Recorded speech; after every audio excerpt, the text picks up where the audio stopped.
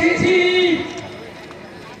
কত ফেসিবাদী আওয়ামী লীগের দুঃসাহস করে আমলে সাধারণভাবে মুখ খোলার মতো কোনো কারো পরিস্থিতি ছিল না।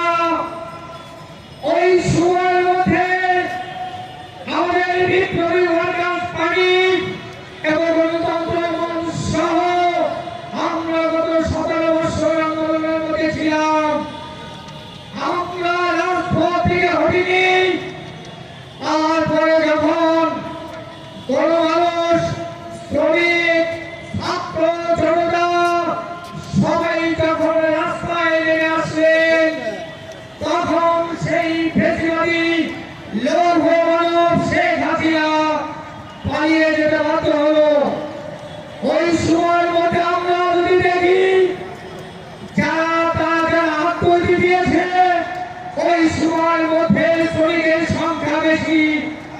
আমরা দেখলাম ডক্টর মোহাম্মদ ইউনূস প্রধান উপদেষ্টা ছাত্র জনতার আন্দোলন করলেন। আমরা বিপ্লবী ওয়ার্কার্স পার্টির পক্ষ থেকে আমাদের কংগ্রেস সাইফুলের নেতৃত্বে সর্বপ্রথম আমরা বলেছি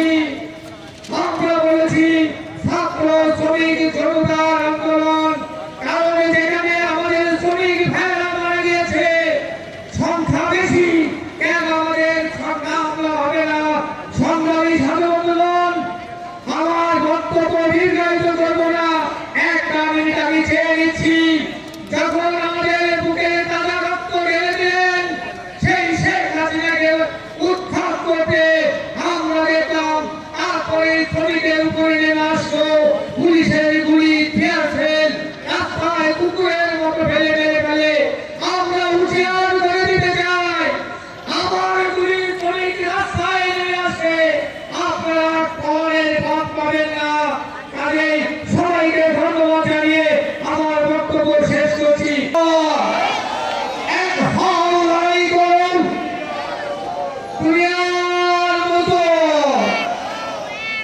জনসংখ্যা বাস্তবায়ন এবং আগামী নির্বাচনের গণতান্ত্রিক পরিবেশ নিশ্চিত করার দাবিতে আমাদের আজকের এই গণসমাবেশ।